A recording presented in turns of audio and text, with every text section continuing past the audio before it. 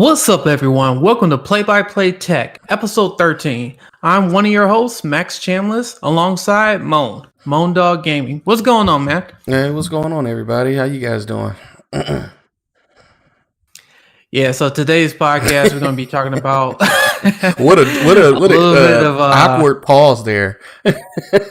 Yeah, it was an awkward pause. I was like, okay. Anyway, in today's podcast, we're going to be talking about Amazon a little bit because it seemed like we're looking at Amazon. Amazon just announced some of their products today, and Mo want to bring that up as part of the topic and stuff. And I think one specifically is that Amazon Ring drone. Yeah, man. The whole, what is it, like an autonomous security drone inside your house, which I think is like the dopest thing ever. Now, granted, I don't know how much it can do as far as a criminal, because I mean, if the thing is flying around, somebody can just smack it out of the air. But they got the video of the guy. And the way the thing is built, I mean, it's pretty amazing. It's shielded. All the blades are shielded. It just blew my mind away when I saw it. I'm not a Ring fan, and I have a Nest system, and Max also has one too. If Nest was to come out with something like that, I would be all over this thing. I mean, I love that thing. Yeah, I don't know. I'm kind of like indifferent with it because it's like I think it's neat, but then at the same time too, it's kind of like, what if you had to go downstairs and get some water and you just see this thing just flying around? Well, from my understanding, it doesn't fly until it's tripped. So if like the security alarm goes off, it comes up. Or if you are away from the house and you just wanted to play with it, which I would be doing, looking around the crib just to see what's going on. I can go upstairs, go downstairs, and I'm looking forward to see how the drone automatically, sits in the dock. So, sorry, I got a little bit distracted. My daughter just walked into the room. Daddy, I want to be a part of the podcast. Please help me. I want to. Yeah, she just want to be part of the podcast, so she just like bounced in like. Hey. Anyway, I mean, I can't talk as my little one at one point was somewhat of a star of one of our podcasts, and he got his time to shine. So I mean, when you have kids and you're doing this thing, I mean, it's to be expected. Yeah, no, it's yeah, I love her. She's in this little walker, and she just like came right in, like opened up the door, just stormed all in there. Yeah, I was like, whoa, okay, I see it, and stuff like that.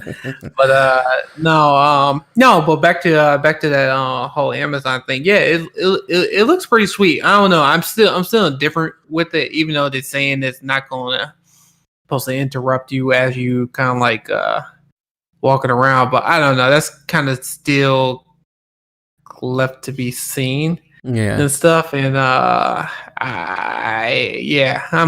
like I say, I think it's real neat and stuff like that. The other thing that I think is pretty cool is they coming out with a Ring car cam. I don't know if you saw that. No, I didn't see that one. I saw the speakers and I saw the drone, and that's the only one I kept up with.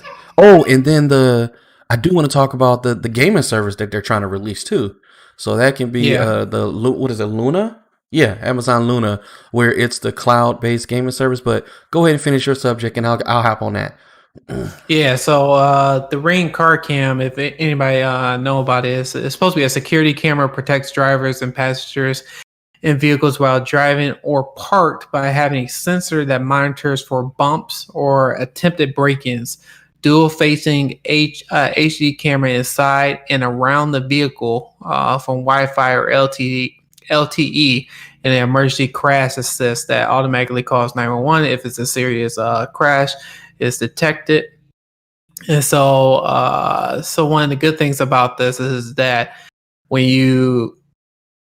it's not just a car alarm. That's why I want to make sure everybody understands that it's a camera inside your car and outside your car, that if somebody tries to break in, it'll automatically cuts on, kind of like your Nest Cam that you have in your home, and your Ring Cam that you have at home. And so how that works is that if they detect some type of motion that is trying to get into your vehicle, it'll automatically cuts on, and then it'll alert your phone to say, "Hey, somebody's trying to break into your car," or some attempts to it. And then either if you whatever your alerts are on your phone, depending on how they have it and stuff like that, it may even call the cops or something. So, well, by hearing that too, that sounds like some of that technology is actually already out. If you were to go on Amazon, and this is not one of those Amazon, and this is like one of those Chinese based cheap iterations of it. They have some really high quality stuff in the $300, $400, $500, $600 range, and it does everything you just said. The whole glass break sensor, the alarm, you can access it from your phone because, you know, if you're parked near your house, you're already automatically connected to Wi-Fi and Bluetooth. So sounds like I guess Amazon would be a better better company to promote it because they're so huge. So, you know, once that comes out. But the other feature too, I think it like I said, I think it's going to trump anything else. Is like they said that one of the most notable features is called traffic stop, which is designed for when a driver is pulled over. So the system will automatically begin recording after the driver says, "Hey Alexa, I'm being pulled over." Footage the footage will be securely stored, and there will be an option to notify a loved one of the stop and stuff. So, yeah. Well, I mean, that's something that we can benefit from, and I don't want to go too deep in it, but you know, for people like Max and I who are African American, you know, it's kind of been our history and what we deal with on a day-to-day basis, and we both have dealt with everything you've seen on TV, you know, outside of being killed. You know, we're grateful to God that didn't happen, but we do get harassed, and you know, a technology like that would definitely be a good look in my eyes to be able to purchase something like that. So I may have to look into it. You know, I've always looked into this stuff. I just never purchased it because I don't know a lot of these big names. But I have seen a lot of this similar technology, and I think it's good. You know, the whole they have one where, and I'm pretty sure, or maybe you already named it, where if you get into an accident, it records that and it still has the previous video. That's one of them. Second one was it kind of acts like has the zones just like our cameras, and if something funky happens in front of it, like you didn't even have to be a part of the crash, but if a crash happens in front of the thing, it captures that too, using some sort of algorithm and technology. And you know, you'll have proof if you wanted to help somebody out and stop by the police and show them the video and all the stuff. So, but I think that's good. I may have to look further into that. Yeah. So the other technology that they have here is they have this Guard Plus, where if you have like what is it, Alexa? I'll just make sure I'm saying this right. The Echo Dot. If you add this subscription to it called Guard Plus, what it will do is it will provide Alexa the capability to detect potential emergencies, detect intruders, and give customers 24/7 hands-free access to an emergency helpline. And the security system has an away mode feature that prompts Alexa to detect sound or of activity in the home and alerts the owner. Alexa can even attempt to deter intruders by playing a warning sound from your Echo device, such as sound or dogs barking.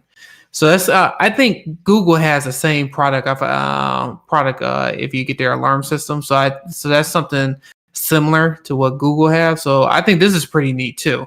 Yeah. So they said that the Guard Plus will be available in the U.S. beginning this fall for only $5 per month, or $50 or $49 per year. And then customer can also try the Guard Plus free for 1 month. So you know what? I think that's something. Yeah, I think that's something a lot of people can benefit from. I mean, we are in a society now where everything is a subscription. So, and I know people are going to be like, "Oh my God, there's no subscription." But I mean, if you look at what it's doing for you, I think it's worth it more so than just having, Netflix, Hulu, HBO, Stars, and all that at the same time. That stuff you can get rid of, but stuff that's going to benefit you and your safety and something that's going to look out for you, I think that's a good plus size to having a subscription like that. So, I definitely will be looking into it. My car, I have a 2014 car, so I don't have all the technology and bells and whistles in mine. But I got the Bluetooth. But something like that of an added feature, I would benefit from. Yeah. At the same time as maybe I'm not a Alexa fan, but if they had like a Google type of voice command in the car, or just get a radio with it, that type of stuff, I benefit from that type of stuff. Yeah. So that's pretty. They have here. So besides that, they also have a video calling on the Fire TV, alongside with new personalized and customized energy efficient experience on the Fire TV. Two-way video calling will be available from the screen later this year and installed on Logitech USB webcam. So Amazon is also releasing a new Fire TV stick and a Fire TV Stick Lite, which would be more powerful and efficient, using 50% less power than the previous generation. I'm really not a Fire Stick person, but I never was a fan of it. Yeah. Personally, I like the Google TV. The Amazon sticks were good, especially when we were a lot younger and everybody was jailbreaking them, hacking them in, and they were watching all type of stuff. But I never too much cared for it. It just wasn't. I don't know. I just wasn't a fan of it. Nothing wrong with it, I guess. I mean, it does everything, right? Yeah, it does everything. I just never been a Fire Stick person from Amazon. I have an Apple TV, and then I have an Android TV for my Sony, so I kind of like use both of them. But I mean, hands down, I like the Apple TV better because I like how the apps features. Because I could watch Amazon, I could watch Google, I could do pretty much everything on every other TV, and I just like the features better and stuff like that. I like the Android TV as well. I like how they lay out this. I mean, it came a long way for what they had before, but yeah, that's pretty. I like those two, but Amazon, I just never really care for it that much and stuff. So, but I mean, that's a nice little feature that they have, and then I think this is where you're talking about the Lunar and Lunar Game Channel. This is where you was talking about, Moan. Yeah. About the Amazon Gaming Cloud services. So the Luna, let me look at this real quick. Luna. Yeah, Luna Game Channel. So Luna is an Amazon cloud game device, which makes it easy for stream high quality immersive video without any lengthy downloads, updates, expensive hardware, or complicated setups. Yeah. That sounds like Stadia. Of course, gaming service would be complete without the personalized controller.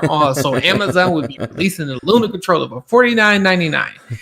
Yeah. Well, so the only way that'd be successful is, number one, if you don't have to particularly use that controller. A lot of people have the Xbox controller that hooks to the PC, and it's just wonderful when you have it.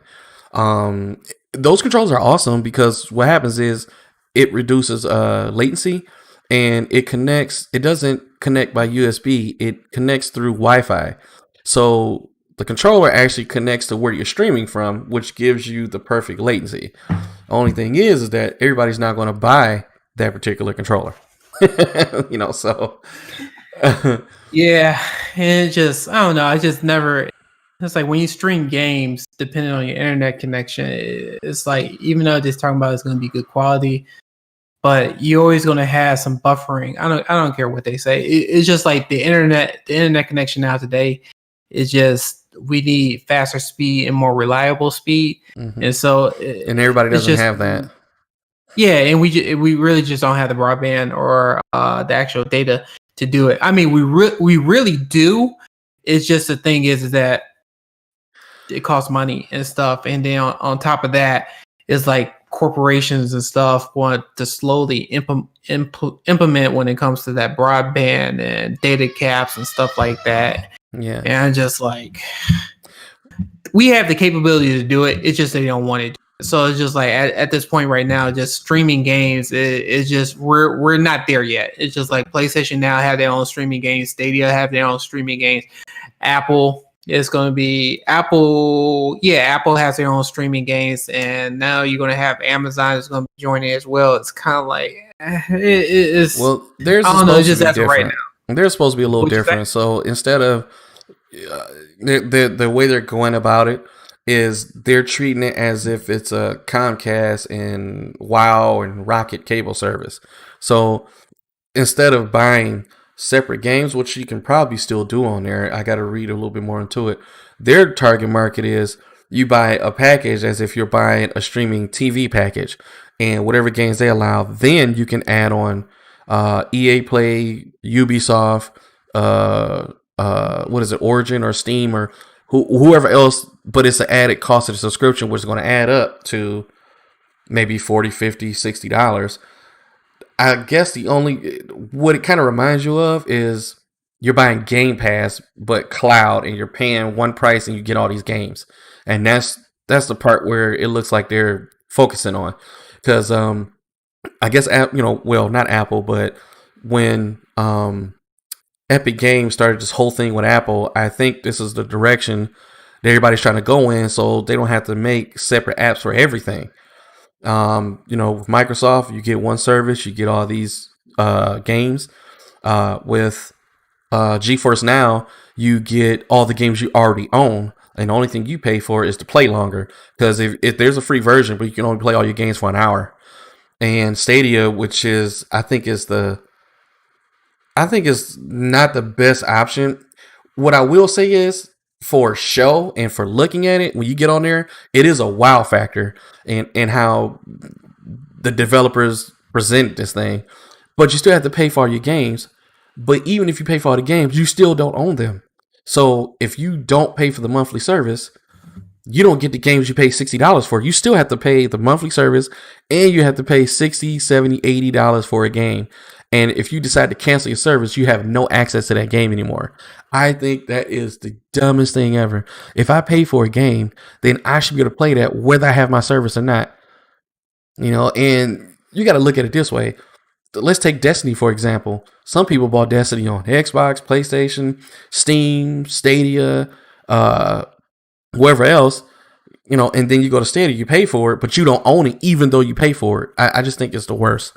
And Google really needs to come out with something with that, because it's supposed to be the Netflix of games, which is kind of Xbox Game Pass thing, except Game Pass, you can download your games. I'm cool with not downloading my games through Google, because it's the same thing with Google Drive when you put stuff on there, and but I don't mind if I can't even download the game, just as long as the service is on, I can access it whether I pay the subscription or not. That should be the go-to, and I hope Google's listening to this. Yeah, I don't know. I like I said before, I just never liked the idea of streaming. I mean, right now it's just the thing is I like to download my game, and I like to have that band. It's like when you have game bandwidth when you're trying to get access to data and get into the actual console or PC or whatever platform you're playing.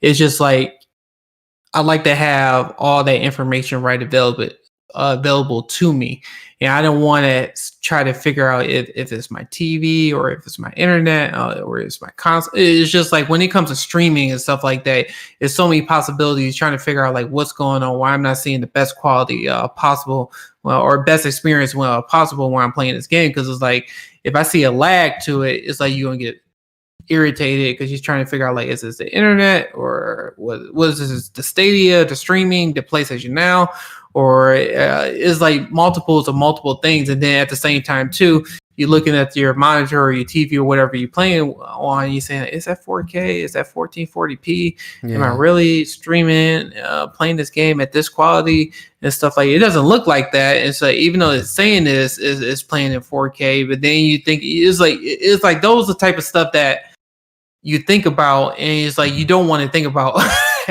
Yeah. Then it's kind of like it mess up your whole gameplay experience, and that's where I was just coming from. Like it's just like right now we're not there yet. PlayStation was one of the first to come out with their whole streaming games, so it's kind of like we're still not there yet. It's like maybe in another 5 years, like you having more people working remotely, and when it comes to internet access and stuff like that. So I mean, who knows in the future? Yeah. Well, all that stuff like came right from, now. I just don't see it. Yeah, well, all that stuff came from OnLive. They were the first ones to release cloud gaming to the world. They brought it out here, but it was horrible. Latency was like, I don't know, 20 milliseconds. I mean, it was horrible. And the first game that came out with it was like the last Duke Nukem they made, which was like the worst game ever made. And I had it and I played. I actually still have the console downstairs. So it's like collector's item, but nobody would ever be able to play it because they got bought out, I believe, by Steam or something. And then PlayStation came out with their PlayStation Now, but I hate that service. So, but hopefully this PlayStation Plus collection will change the game for them, and I'm hoping as well they get rid of PlayStation Now and just utilize that. So, I mean, what did I say last podcast? Did I say it was going to last longer? No, I don't think it's going to last too long. If they don't get it right the first time, and Xbox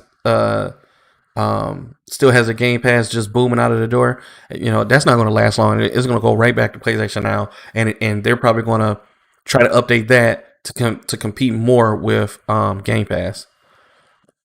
Yeah. And so you brought up a good point.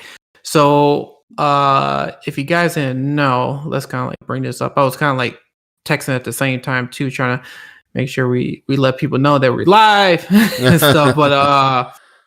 But no, let's go back to the PlayStation. So So if you're lucky, I'll say this: if you're lucky to get a PlayStation 5,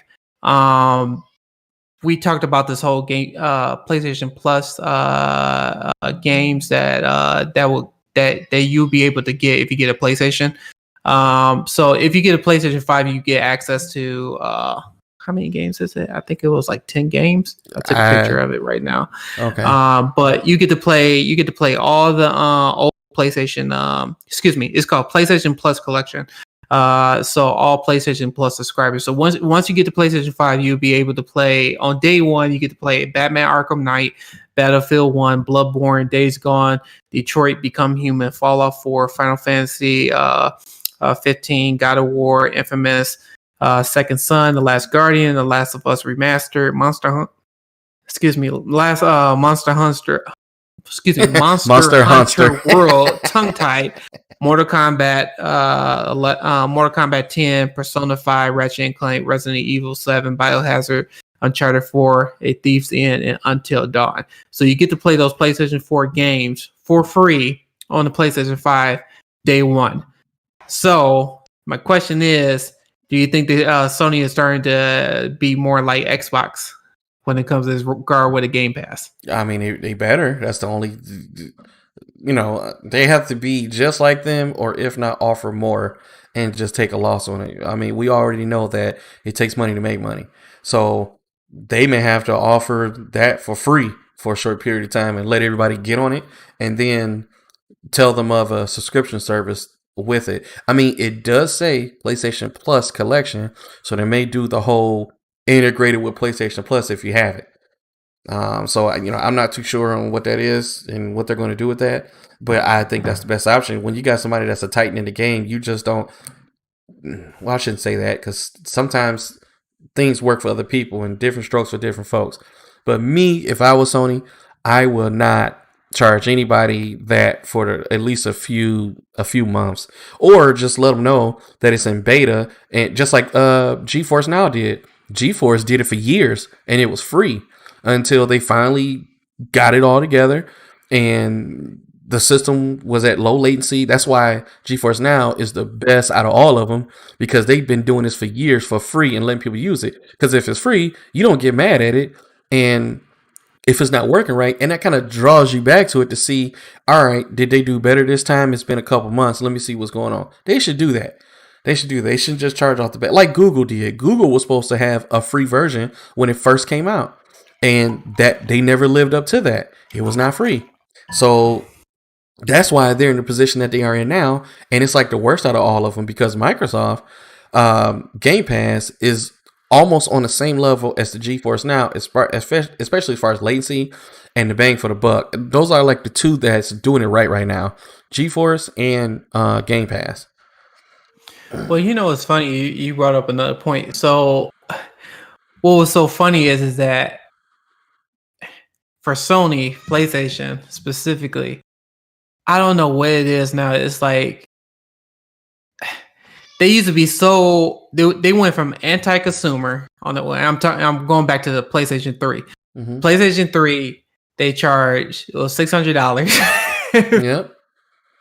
And when Xbox 360 came out during that time as well too, Xbox 360 were selling more consoles than PlayStation 3 during that time, but it ended up being PlayStation 3 sold more consoles. But everybody was going to Xbox 360 because, you know, they was coming up with their own, not the Game Pass, but Xbox Gold subscription. And they was giving out, you know, like these free subscriptions during that time. And everybody was saying like how Xbox 360 was so pro-consumer.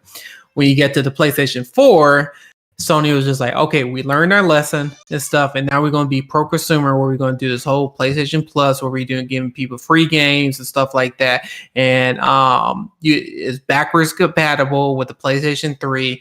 You don't have to do this whole issue with this data switching. I think that's what kind of like messed Xbox at that time. Xbox One, where just saying that if you have one of your buddies who want to borrow your game, Xbox One let them borrow their game because they had to do an update. Yeah, that kind of like blew up in their face. But then everybody was going to PlayStation 4 and saying like PlayStation 4 is always pro-consumer and stuff like that, which that's what brought me over to PlayStation 4. Well, I bought like all the consoles, but it made me love PlayStation more because it was giving all that stuff for free with the PlayStation Plus and all these other benefits and stuff. So it's just been like Sony been so good with that.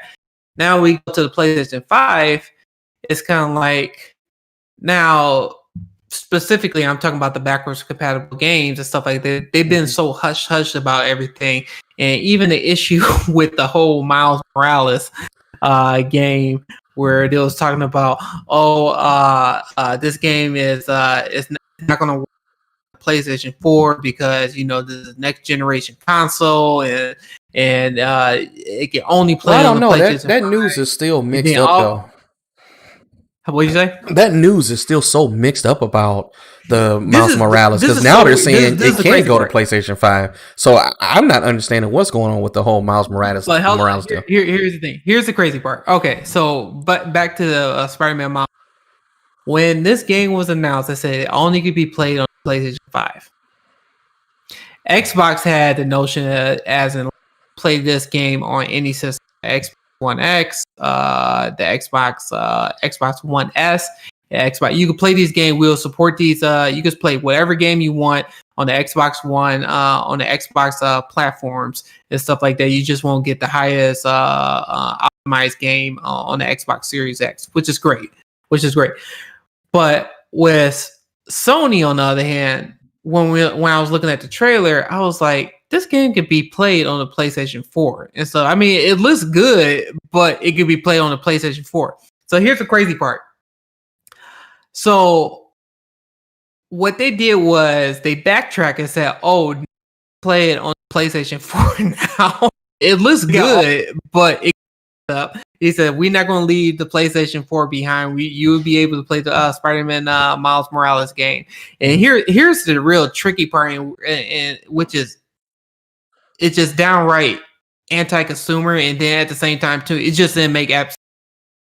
So you could bring if you pre-order the Miles Morales on your PlayStation 4, you get to play it on your PlayStation 4. When you get your PlayStation 5, if you're unable to get the pre-order or get the PlayStation 5, or whenever you get the PlayStation 5, you get to transfer that game over to the PlayStation 5 free update with the PlayStation 5 graphics, no issue. However, the Spider-Man game will not transfer over. I mean, it's crazy. And they are making a Spider. So they made a Spider-Man remaster game for the PlayStation 5. But the only way to get the remaster version is if you get the Miles Morales Ultimate Edition. Yeah, but my question is, which is $70. Why would you even want the remaster version? Because the Spider-Man that we got, last year before last? Yeah. 2018, yeah. It doesn't need to be remastered. It's still current gen graphics as of now. I mean, you can make it 120 hertz. They said they added ray tracing, and then for a second, because I think the game was running on 30. And then it helps with the load time too. I mean, they show some pictures, but that doesn't help though. That doesn't help because if you say you can play a PlayStation 4 game on a PlayStation 5, why is that one any different from the same features that you're saying compared to all the other games? Well, no, but this is the issue. Yeah, I get your point. Let's talk about that in a minute. But here's the issue: people who bought that game, Spider-Man, in 2018 will not be able to upgrade to the remastered version on PlayStation 5. I think that's dumb. You'll be able to play. You'll be able to play the game on this Sony. Get to play that game on PlayStation 5 with the PS4 graphics, but not remastered and with no issue. But if you want to get the remaster version where you get the ray tracing and the higher frame per second, you have to buy the Miles Morales Ultimate Edition for $70.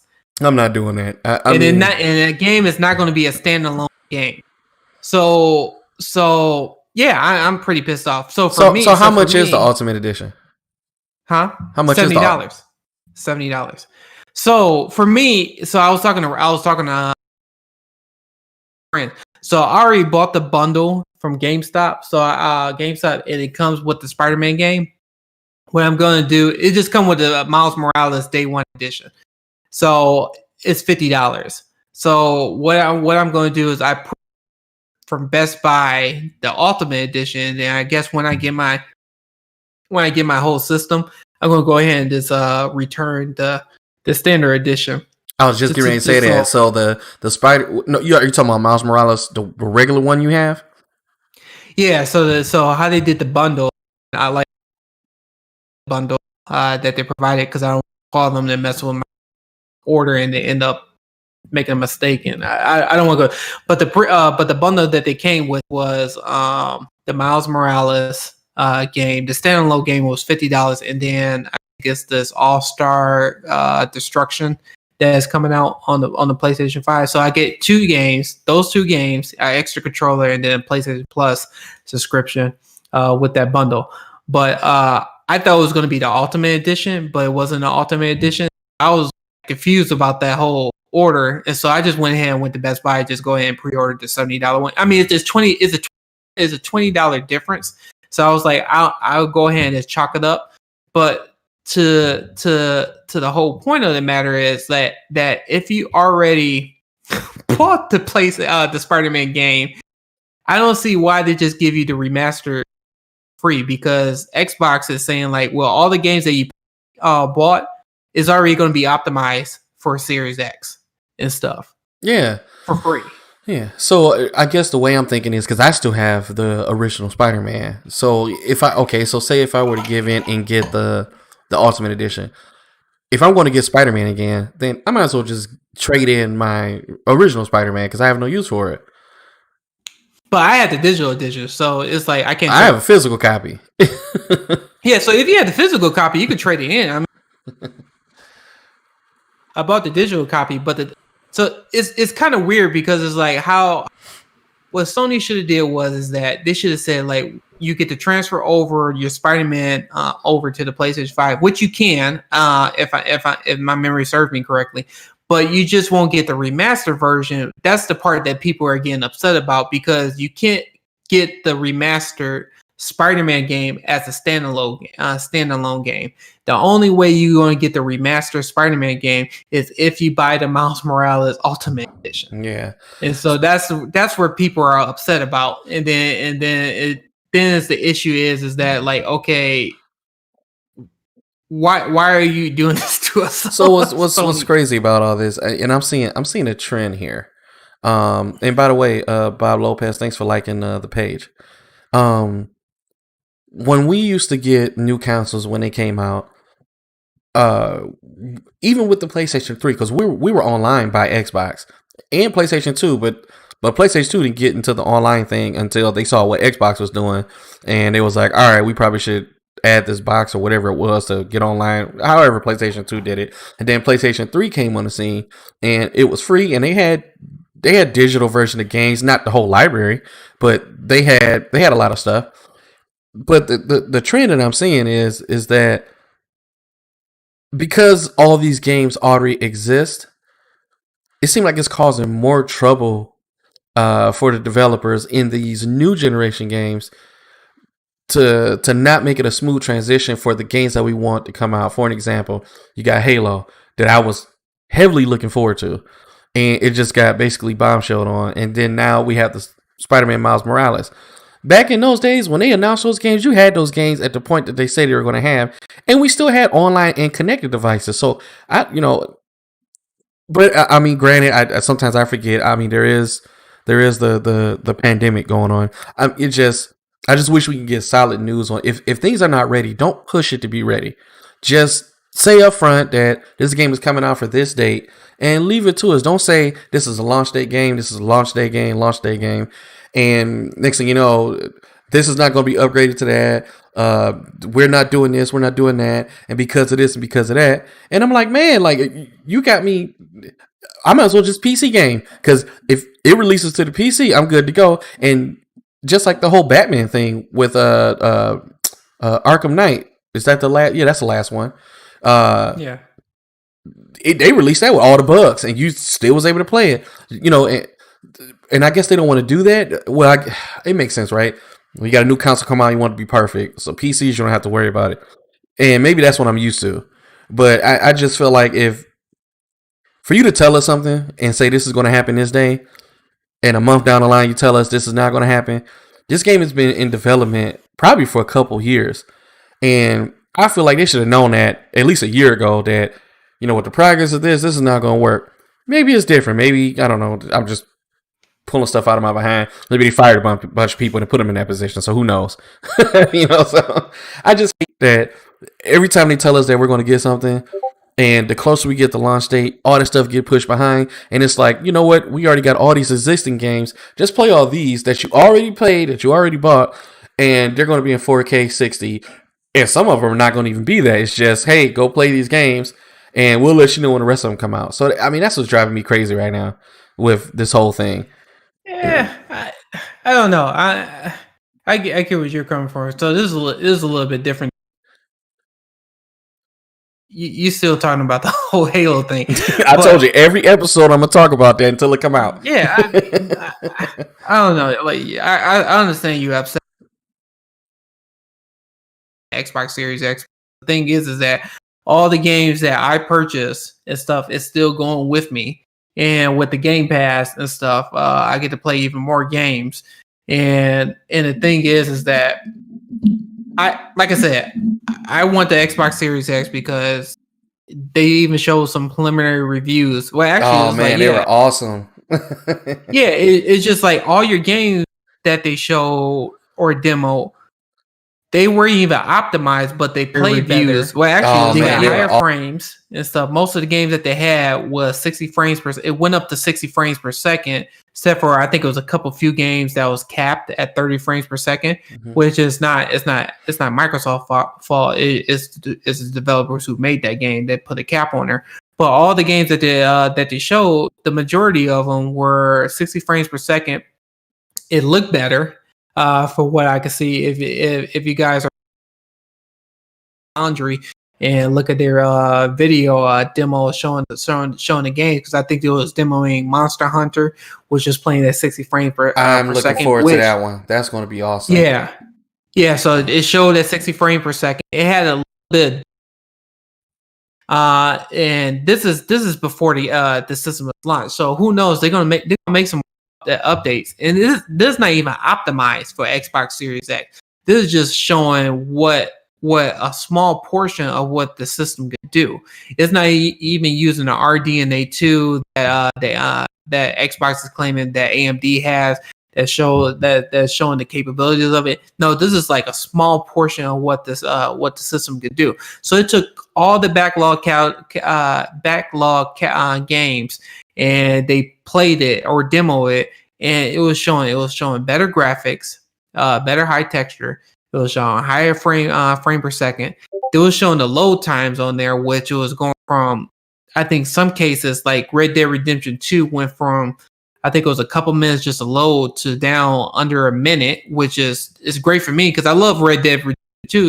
It was just a loading time just took forever. It was just annoying the crap out of me. With that Xbox Quick Resume, the demo I saw, it was amazing, man. I can only imagine playing Grand Theft off of it because that one had long loading times too. Yeah, they was showing Grand Auto, and it was just like a couple seconds that was just loading and stuff like that. So when you were talking about your point about Halo and stuff like that and companies like that, I really don't care. Take as long as you need to and stuff, because I know this game is going to be coming out eventually and stuff like that. I want it to be the best game possible. So it's just like, for me, it's not going to deter me from getting the Xbox Series X. I'm getting the system and stuff. I'm just frustrated with all these delays and with all these promises that you're saying, hey, this is going to be on this. And then they be like, all right, we changed it. It's only going to be on the Ultimate Edition. And Spider-Man is not the only game that does that. I think Control is one of them. What's another game? Yeah, Control did that too. It depends on by the developer. But since Sony owns that studio, Insomniac, owns that game, they can make it. They should have just made it free. It should have been a free upgrade and stuff like that. Developers on the other studios, I understand they don't have control of that and stuff, which is understandable. But it's just like, if it's under your umbrella, as in like, we own the studio and we own the game. You should be able to do more. Yeah, you should make it as a free upgrade and stuff like that. If you want to get the remaster version, if you already bought the Spider-Man game, then you automatically get upgraded free. I don't know why they should have made it just a free upgrade. You shouldn't have go through hoops, because if you really try to break it down, it just doesn't make any sense. First, you said that Miles Morales wasn't backwards compatible with PlayStation 4. Then when it announced a couple of weeks ago, then Sony was compatible with PlayStation 4. But then it said like, okay, we made it backwards compatible with the PlayStation 4. So if people buy the PS4 version of Miles Morales, they could go ahead and take that game and move it to the PlayStation 5 free of charge, and they'll get the PlayStation 5 capabilities of Miles Morales. But if people who bought the Spider-Man game back, the Spider-Man digital version, they wouldn't be able to get the remastered version of the PlayStation 5 version. And he said the only way you're going to get the remastered version of the PlayStation 5 of Spider-Man is if you buy the ultimate version of Miles Morales. Yeah. That's the part that people are getting upset about. It's like, you could do it, Sony, but you just don't want it. Yeah. And I mean, but it all boils down to, what happens, at the end of this year. And I hope that a lot of you guys were able to pre-order you guys' system. Me and Max, we went through complete hell trying to pre-order these things, but we were able to get them. And and Max, kind of offered our buddies, because he had an extra pre-order for PlayStation, and I just hopped on it. And so, hold on for a minute. Oh, well, I will say, yeah. But I did say to him, I gave him a caveat. I said if GameStop or cancel my, I said, I will give you my pre to the PlayStation 5. But if they do somehow and stuff like that, I like I said, I have to go back and say, like, dude,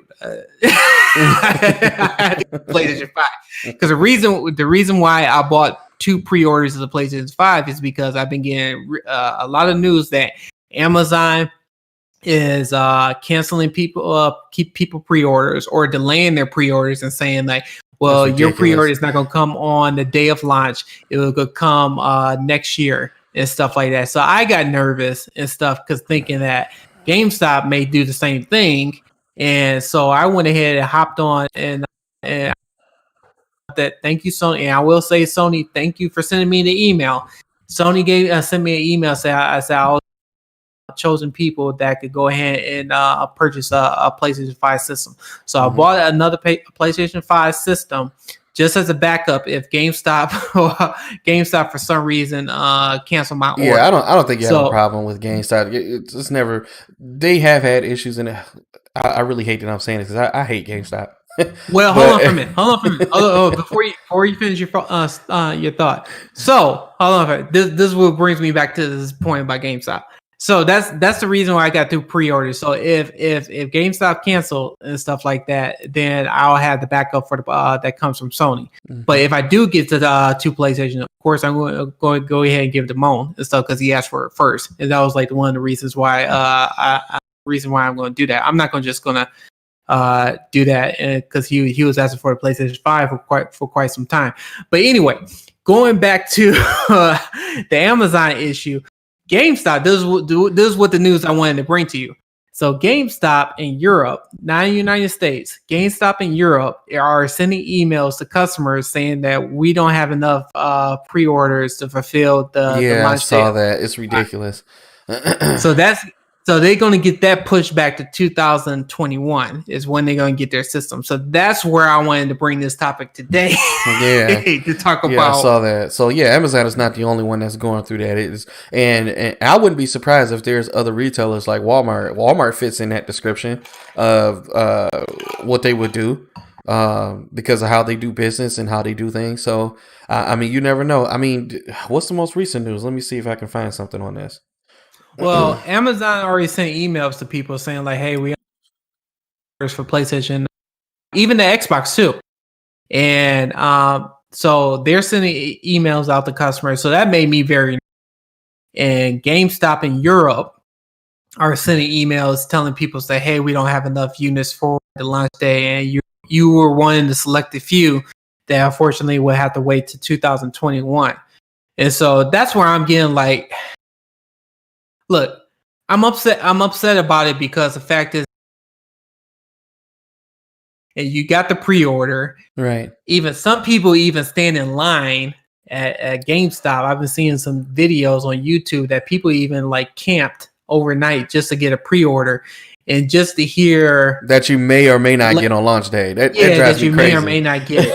So what these companies should have done is that. Sorry, you was unable to get the pre-order and stuff like that. Don't let the customer go through and get the purchase and then all of a sudden say to them a couple weeks down the line saying like, "Hey, units." What they should have done was like, "Nope, we only had this many units on this day or the next day, and this is all we could fulfill." Man, like I told you before. Yeah, and they automatically cancel the people who made it through because it's like these pre-order days. Has been like it's been hell. This is the worst stuff like that. Like it was the worst. I think this is like the time.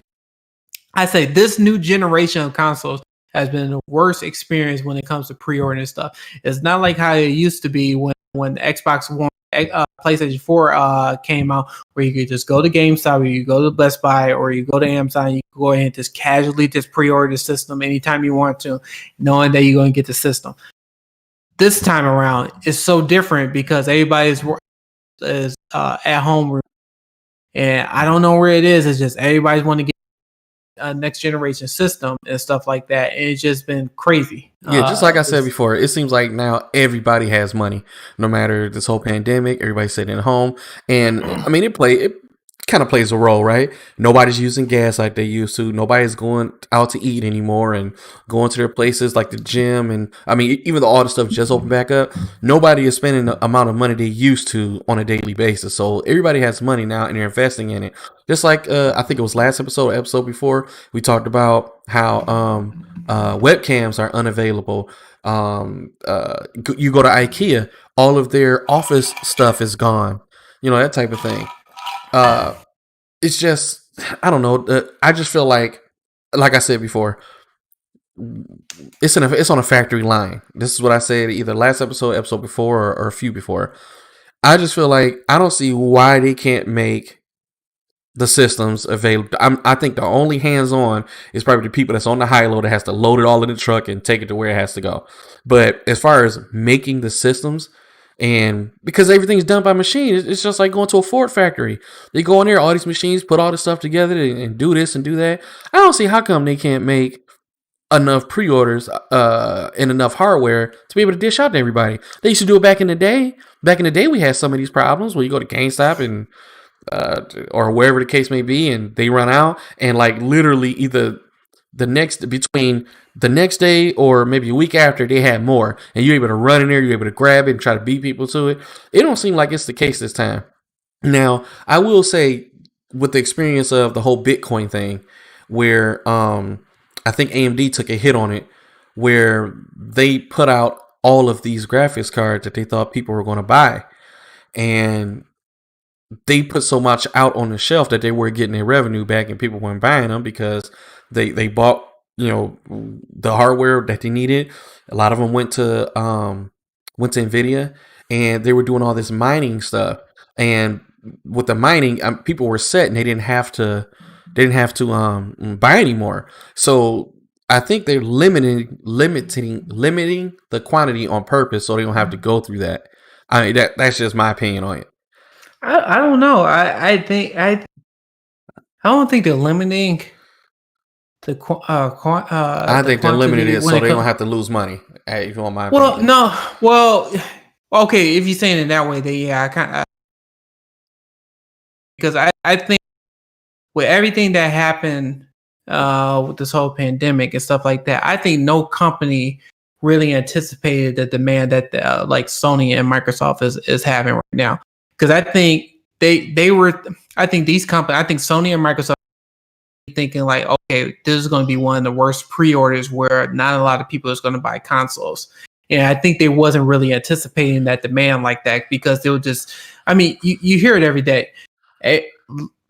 People are losing jobs left and right. People are trying to figure out where they're going to get their ends meet and stuff like that. So companies are trying to forecast this as how many consoles should we actually, because when they do the quarterly review and stuff like their stockholders, they got to make sure they fulfill their requirements as it's saying like, hey, we all know we're going to sell a lot of consoles.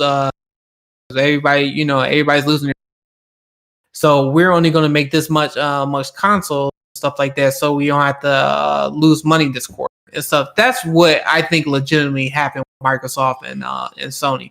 I think they were just saying like, we only going to make this amount of consoles and stuff, and we'll just see what happens and stuff. So when this pre-order started happening, it probably blew them out of the waters because they never actually.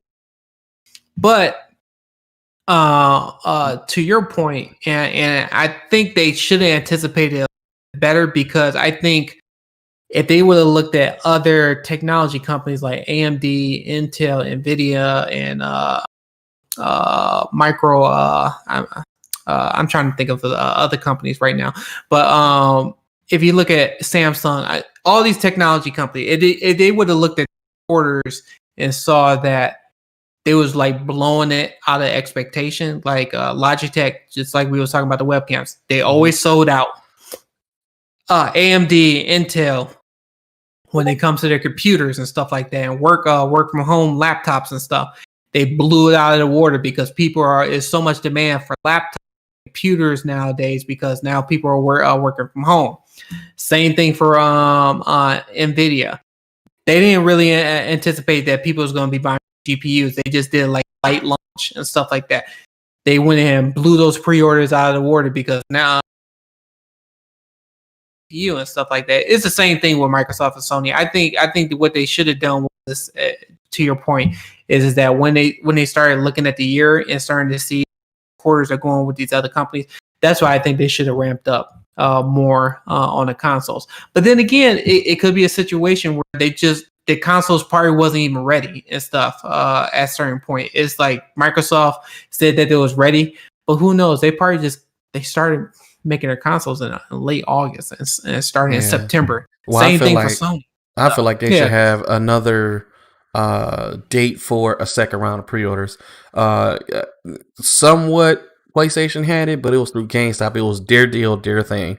But PlayStation and Xbox should have another round of pre-orders to really, especially with all the people that did, even the top YouTubers, a lot of them did get consoles. So there's still a huge market that they didn't hit as far as everybody having everything else. Now, if they all do a second round of pre-orders, I believe whoever's the first one to do it will have the most sales, because right now everybody's desiring these things immediately.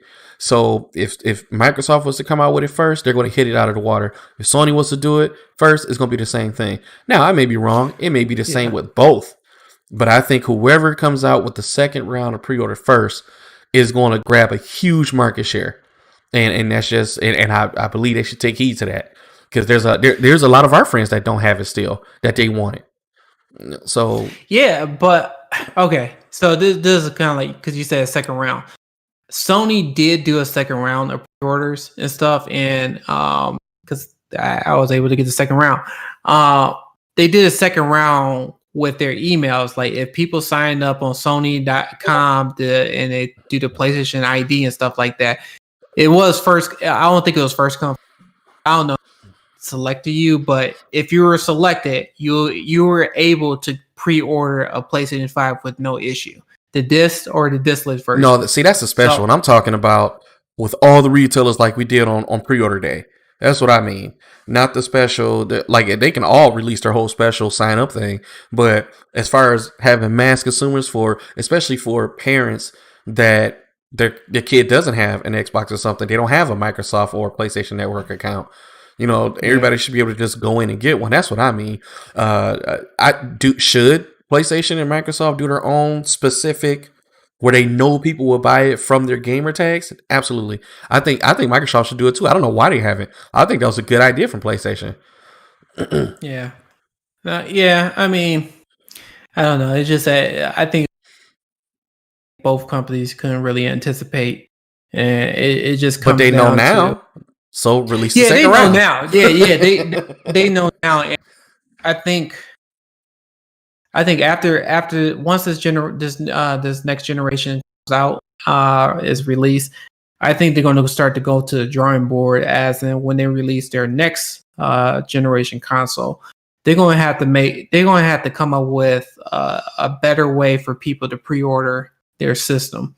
And it's just like what I mentioned before in the last podcast. It's like you bots who use these scripts that they'll buy 10 or 20 consoles or systems all at once in less than a minute. And people like myself and Moan, or people who are trying to get a system, they'll be out of luck because that store will be out of system. And who use their script to buy multiple consoles will go ahead and flip it and go on eBay. Stuff like, oh, this game is worth, this system is $1,000. I was able to get multiple pre-orders and stuff like that. That's something that these companies stop. And and this is what eBay needs to do. eBay needs to penalize those people and say some stuff as in like, okay, you're trying to make some money. Okay, cool. You only can sell this system $50 over the actual retail price and stuff. Right. That's what they need to do and stuff. Just like how the whole pandemic was. Yeah, people was buying all the toilet paper, was buying all the that was so irritating, man. Yeah, and then what they was doing was they was going on Amazon. Toilet paper was like going for like $100, which didn't make absolutely no sense. No, it's like, I'm not buying no toilet by that paper. Time, it's time to use a beat up shirt. Yeah, I'm just saying. So I'm what not paying Amazon did. Can't sell this price. You only can sell it for this and stuff like that. Just because you did that and stuff, you could no longer sell on. And so those people who got all that supply, who spent thousands and thousands of dollars and stuff like that, they left with all the supply and stuff, and now they're stuck with it. And that's exactly what eBay should do. The same thing. You know, it's funny, and I know this is off subject, but did you see the article where the guy bought 17,000 hand sanitizers and the government shut him down for selling them at a higher price and made him give it all up? Yeah, that's what I'm talking about. He had toilet paper too. Yeah. Oh, okay. And so where I'm going with this is that people who did this multiple pre-orders, like 10, 20, and then trying to resell them on eBay, that's the people who should get penalized. It's the same thing for Nvidia. Go astronomical on eBay, they should do the same exact thing. It's just like it's like it sucks because you the parents or you're talking about the kids who are trying to get the next generation system. They're just out of luck because they're saying like, oh, I have to go 2-3 times the amount of money that I'm supposed to pay for it. And you see some people do buy it and stuff, which is very unfortunate and stuff. But it's just a thing is like these companies should put something in place that, okay, if you're trying to make some money off of this, cool, that's good, but you only can make this amount of money. You only can make $50 or worst case scenario, $75 or $100 off of it. But they shouldn't be doing that. They shouldn't, and that's where these companies need to step in and even look at some of the orders, look at the pre-orders and say, oh, this person X, Y, and Z bought 20 consoles from us, 20 Xbox Series X from us, and 10 Xbox Series S from us. We should limit this person to only get one console per household or something like that, or 2 consoles per household and stuff. Same thing with PlayStation. You should do the same exact thing. And then while they do that, then the people who couldn't get the pre-orders, they'll go ahead and send them an email, say, hey, I know you tried to buy this console. Do you still want to buy it? Yes or no? And then they'll go ahead and just give that person the pre-order. Yeah. So, well, anyway, we'll see what happens when all this stuff comes out. I think this is going to be a really fun generation to be a part of, especially with the new shift of frame rates and resolution that we're getting ready to get into. And I'm telling you, once a lot of you, if you have a 4K TV, most normal 4K TVs will run at 60 hertz, and that's what these consoles are targeting. So a lot of the market share is going to be able to experience the new butter smoothest of all the gameplay that's going to come out. Now, everything is not going to be supported. All of the Xbox enhanced games or like the PlayStation first exclusive games are mostly all going to use the peak port of the hardware. But you're going to see a lot of improvements in a lot of the old games as well. So I'm looking forward to it. A lot of people are, if you haven't gamed anything higher than 60 frames, you're in for a complete shock at how games, I mean, this is the way it's supposed to be played, especially at 4K. 4K 60, I mean, it's awesome. I recommend, like I said before, higher than 60. But if you've never seen anything over 30, then you're really going to be blown away by this, especially all of the quick resume stuff and the fast SSD technology. Sony has the better SSD. So we'll see. I don't know how many of you are going to buy the external SSD from Microsoft, and a lot of you are upset about it. But if you don't know about that, I mean, $20. That's a lot of money just to buy one. I get it. And you brought up a real good point too, and we didn't even talk about this. I didn't mean to cut you off and stuff like that, but yeah, $220 for that, and this. I'm just thinking about what Sony is going to do, and when it comes to their, they don't want to do another Vita. I'll tell you that right now. They're not going to. They're not going to price a card like that high. So there's some caveats with the Xbox Series X. So you still could use your external storage, your external hard drive that you have on your current Xbox One. You could have that on the Xbox Series X or Xbox Series S. However, when it comes to backward compatible games, like your old games for the Xbox, you could play the games on the Xbox Series X, but however, you won't get the upgraded graphics on the Xbox Series X as if you have that game downloaded on SSD on there. Also, too, you won't be able to play Xbox Series X games that is on the external hard drive. That they won't let it work because the thing is it won't work with that work with their system. So that's something to keep in mind too. But you are able to save your Xbox Series game on the external hard drive and have that transfer over to to play the game. And yeah, they said like it's still quick too to transfer it over, so that's a plus. Yeah, it's pretty quick. Yeah, and I saw some YouTubers and Engadget. Yeah, I forgot who else, but they show like some of those transfer times coming from an external drive to the SSD. So depending on your internet provider, if you don't download games from the system, that's an option. But that's the caveat. You wouldn't be able to utilize the upgraded graphics or the frames per second of the Xbox Series X from the external hard drive. You have to transfer that over to your internal SSD and stuff like, which makes sense because you want to be able to access that philosophy architecture that Xbox have and stuff, that philosophy system. Their capability of the philosophy architecture. That's what I'm trying to say. And so, yeah, hopefully some other companies will come up with a better way to do that. But it's just the thing is, like Moan said this before, SSDs, it just in general, it's just really expensive. Well, not SSD, really external SSDs that are trying to push all the power through a USB 3.1 port. But the smartest thing PlayStation can do is leave it up to the